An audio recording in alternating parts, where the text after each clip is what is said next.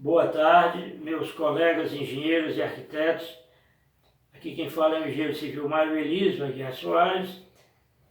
Estamos ainda no assunto recuperação e proteção das estruturas de concreto, que são 11 passos. Já falamos dos 5 primeiros nas 2 apresentações anteriores.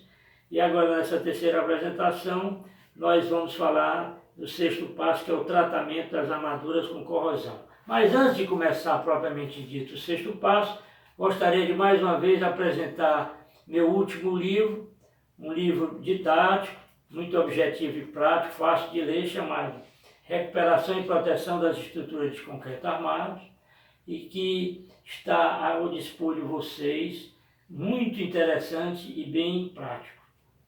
Inicialmente, já que vamos falar do tratamento das armaduras com corrosão, vamos definir o que vem a ser corrosão. Corrosão é um processo ou um fenômeno eletroquímico que provoca a degradação do metal íntegro das armaduras, com a perda efetiva de material, produzindo óxido de ferro. Isso é uma reação expansiva. E só em ser expansiva é deletéria, porque vai expulsando quem está na frente do aço, que no caso é o cobrimento ou o recobrimento. Isso é a corrosão. Muita gente confunde a corrosão com a oxidação. A oxidação já é um pouquinho diferente didaticamente falando, é isso que nós vamos falar. A oxidação é uma reação química direta entre o metal, no caso o aço, e o oxigênio atmosférico, ocorrendo durante a fabricação do aço. Aqui, os átomos metálicos de ferro perdem seus elétrons, ocasionando a dissolução do metal. Ou seja, na zona nórdica, que é uma zona negativa, é um local onde tem uma corrosão. Ocorre mais na camada superficial. Então, os conceitos de corrosão e oxidação são distintos. Muito bem. Para ocorrer a corrosão, se faz necessário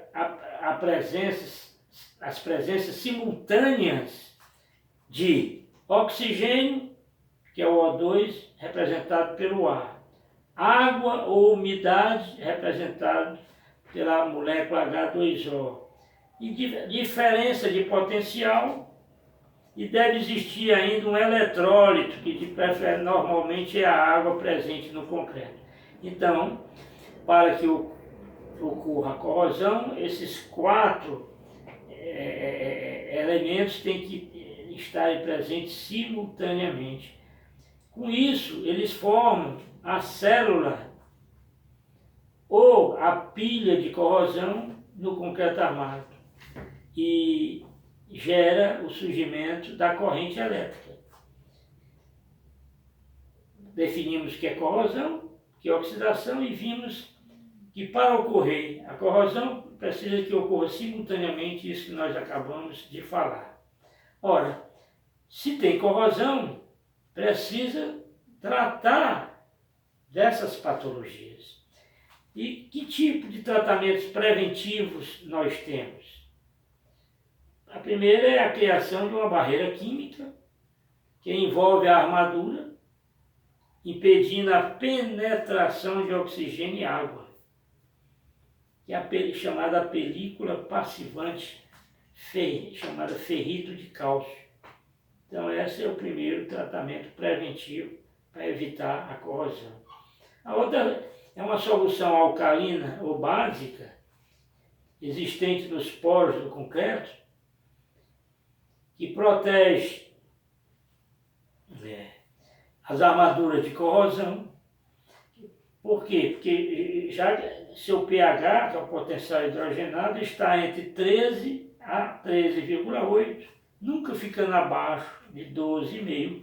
Então a solução alcalina é altamente útil para que o concreto para que o aço não se despassive, dada a sua alcalinidade. Outro tipo de proteção, tratamento preventivo, tratamento do aço é a proteção catódica, que é uma técnica eletroquímica de prevenção da corrosão, que se aplica aos materiais metálicos assentes no solo ou imersos nas águas. Essa é a proteção catódica. Um exemplo disso são as tubulações enterradas que transportam gás ou líquidos inflamáveis. Isso é tão importante, gente, que na Itália não se faz tubulações enterradas que transporte gás ou líquidos inflamáveis que não tenha a proteção catódica. É obrigado a ter a proteção catódica na Itália. Um último tratamento preventivo das armaduras é a proteção anódica. A gente viu a proteção catódica, agora a proteção anódica. É uma técnica que pode ser aplicada somente a materiais de comportamento ativo passivo, expostos a ambiente pouco oxidantes. Um exemplo disso é que a proteção anódica protege os aços inoxidáveis em ambientes ácidos. Bom, se nós temos corrosão, temos os tratamentos preventivos. Agora, se temos corrosão, temos que também saber as causas dessa corrosão. As causas são diversas. Vamos analisar algumas que eu considero mais importantes. Primeiro, que causa corrosão na armadura é o recobrimento inadequado ou às vezes até inexistente. Isso chama-se uma proteção física, que é o cobrimento. Isso, quando não está adequado ou inexistente, causa corrosão. Então nós estamos estudando as causas da corrosão. A segunda causa, concreto altamente poroso ou permeável, a água e gases, gera corrosão. Terceira é a carbonatação. O que é a carbonatação? Carbonatação é uma reação química entre o hidróxido de cálcio, que é o CaOH2, existente na solução dos poros e capilares do concreto, e o gás carbônico, que é o CO2, presente na atmosfera. Então, essa reação entre o hidróxido de cálcio e o gás carbônico resulta no carbonato de cálcio, que é o CaCO3, que é chamado de calcita, que é um sal de pH neutro, em torno de 7, que acaba com o efeito passivador na armadura ou provoca sua descontinuidade. O pH da solução dos poros de concreto carbonatado gira em torno de 8. Uma coisa interessante que tem que se observar, ainda dentro da carbonatação, é que por lixiviação, a presença do carbonato de cálcio, oriundo da reação de carbonatação, que é o CaCO3 no concreto, gera a formação de manchas brancas, chamadas eflorescência, na superfície do concreto. A lixiviação é exatamente através dos poros capilares, começam a ser expulsos do interior para o exterior o carbonato de cálcio vindo para a superfície do concreto, e como o carbonato de cálcio é um sal, a água evapora e fica o sedimento branco, que é o sal, o carbonato de cálcio. Então, portanto, a reação química, se a gente fosse falar da carbonatação, é o CaOH2, que é o hidróxido de cálcio, mais CO2, que é o dióxido de carbono, resulta no CaCO3, que é o carbonato de cálcio, que é o sal, mais a água, que evapora. E isso é uma reação exotérmica com expansão. Então, ela, por ser expansiva, ela vai expulsando tudo que está na frente, que no caso é o cobrimento ou recobrimento. Só a título de recapitulação, é muito importante saber um pouquinho dessa parte química. O hidróxido de cálcio, ele é um componente hidratado, um dos componentes hidratados do cimento. Mas como é que ele se forma? Ele se forma de uma reação de hidratação, que é o CaO, que é o óxido de cálcio, mais H2O, que é a água, implica no CaOH2, que é o hidróxido de cálcio. Muito importante na engenharia, eu considero assim, que a gente conheça os sinônimos das coisas. Por exemplo, o óxido de cálcio também é conhecido como cal viva, cal virgem ou cal livre, o CaO, óxido de cálcio. O hidróxido de cálcio, que é resultado da reação de hidratação do cimento, é também conhecido como portlandita, cal extinta, cal apagada ou cal hidratada. É o CaOH2, hidróxido de cálcio. Uma quarta causa da corrosão, devido à presença de íons cloretos. Os íons cloretos, eles penetram pelos poros do concreto e, em contato com as armaduras existentes no seu interior, iniciam a nossa corrosão, que é o nosso processo eletroquímico. Ocorre com mais frequência aonde? Em regiões próximas ao mar, ricas em íons cloreto, em aditivos aceleradores de pega, aditivos à base de cloreto de cálcio, que é o CaCl2, que é um sal. Muito importante observar os aditivos aceleradores de pega, que forem à base de cloreto de cálcio, não se deve usar, porque aumenta a frequência de corrosão. Em água tratada com altas concentrações de cloro, por exemplo, a água da nossa companhia de água e esgoto, a CAGES, tem alta concentração de cloro, não é boa, né, para o concreto. E, finalmente, ocorre ainda com mais frequência em agregados com concreções ferruginosas. São esses itens que fazem com que a presença do íon cloreto tenha mais frequência e, com isso, gere mais corrosão. O tempo de ativação da corrosão por cloretos, ainda dentro dos íons cloretos, o tempo de ativação da corrosão depende da velocidade de penetração dos cloretos,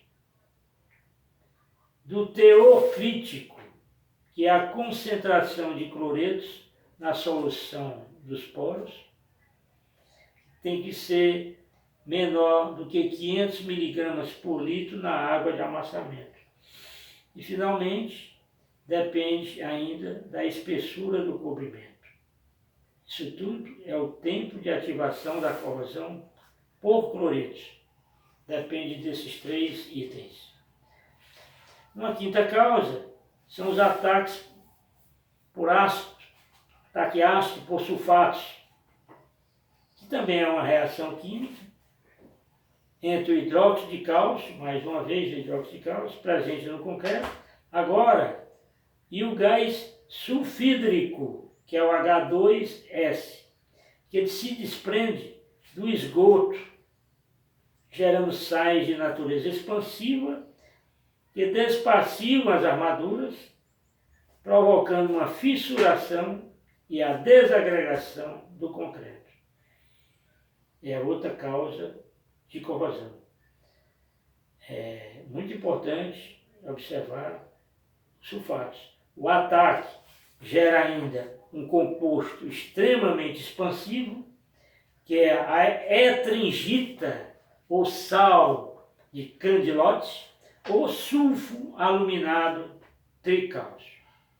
Temos ainda mais uma causa da corrosão, que é a presença de fissuras e trincas, que é o estado de fissuração das peças por onde entram os agentes agressivos do meio ambiente, contidos na atmosfera, que em contato com a armadura surge o início da corrosão. Quando há corrosão, as barras aumentam de volume, razão pela qual desplacam a sua proteção, que é o cobrimento e recobrimento. Então as barras de aço se expandem de 2 a 6 vezes o seu volume inicial, em função dos óxidos de ferro que se formam, ocasionando a ruptura do concreto de cobrimento, como eu falei anteriormente, podendo comprometer até a estabilidade da estrutura. Já segundo Paulo Helene, nosso grande mestre, diz que os aços podem se expandir de 3 a 10 vezes. A pressão de expansão gerada para essa oxidação pode chegar a 15 megapascal, ou seja, a 150 kg/força por centímetro quadrado.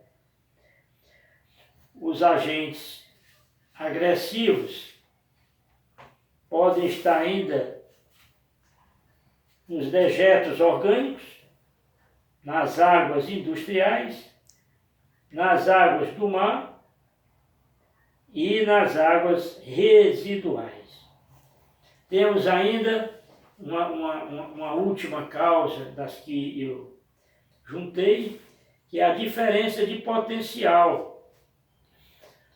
Diferença de potencial gera a corrosão surge quando inicia-se a formação da chamada pilha galvânica, também conhecida como célula de corrosão, devido à diferença de potencial entre o aço e outros metais em contato com ele, do tipo prego, arames, parafusos e chumbadores.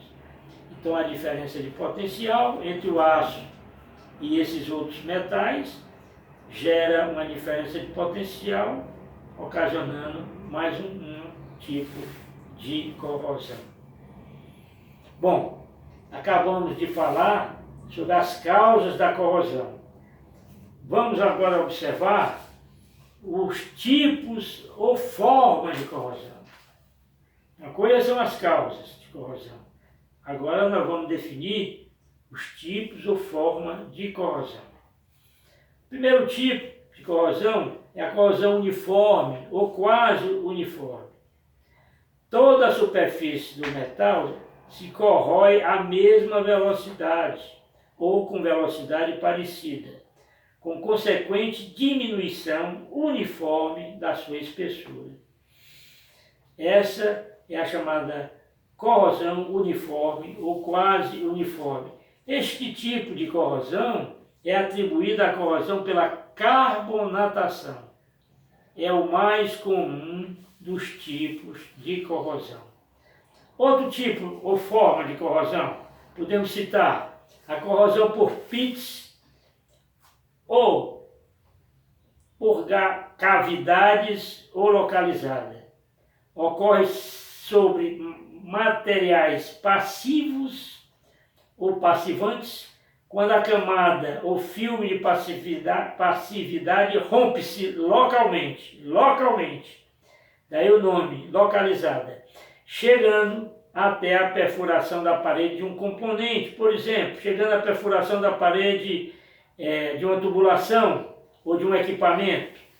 Este tipo de corrosão é atribuído à corrosão por íons cloretos. Então, veja bem, a corrosão localizada, chamada por pits ou cavidades, é atribuída à corrosão por íons cloretos. Já a corrosão uniforme ou quase uniforme já é atribuída à corrosão por carbonatação. Temos um terceiro tipo ou forma de corrosão, que é por dissolução seletiva, que ocorre quando um dos componentes de uma liga, por exemplo, o aço é uma liga ferro-carbono, é consumido, um desses componentes da liga é consumido ou atacado seletivamente. Em geral, é o mais reativo. Passando para mais uma causa de corrosão. Corrosão sob tensão. Mais um tipo de corrosão. Corrosão sob tensão. É chamado de stress corrosive. Ela é uma corrosão localizada, intensa e perigosa. Vamos detalhar. A corrosão sob tensão é a interação entre a ação agressiva do meio ambiente e de uma solicitação de tração, que porventura a armadura tenha sujeito, podendo levar à ativação de uma fissura de dimensão crítica que se propaga no material metálico, podendo chegar a uma súbita ruptura de um componente estrutural, que são as armaduras, ou a uma ruptura do tipo frágil, que é aquela que rompe sem aviso.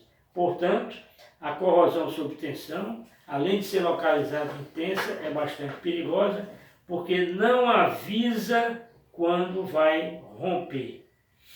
A fragilização por hidrogênio dos aços de alta resistência, com carga de escoamento superior a 700 megapascal ou 7.000 kg por centímetro quadrado, em particular os aços de concreto protendido, representa a mais grave forma de corrosão sob tensão.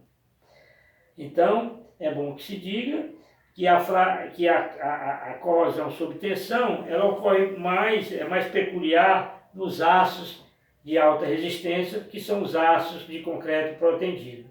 E essa fragilização por hidrogênio dos aços ocorre em 3 etapas. Primeiro, a ativação das fissuras. As fissuras são ativadas, elas aparecem. Segundo, sua propagação no aço. E terceiro, finalmente, ocorre a ruptura repentina ou súbita. A penúltima, temos mais 2 tipos por forma de corrosão, que é agora a corrosão por fadiga.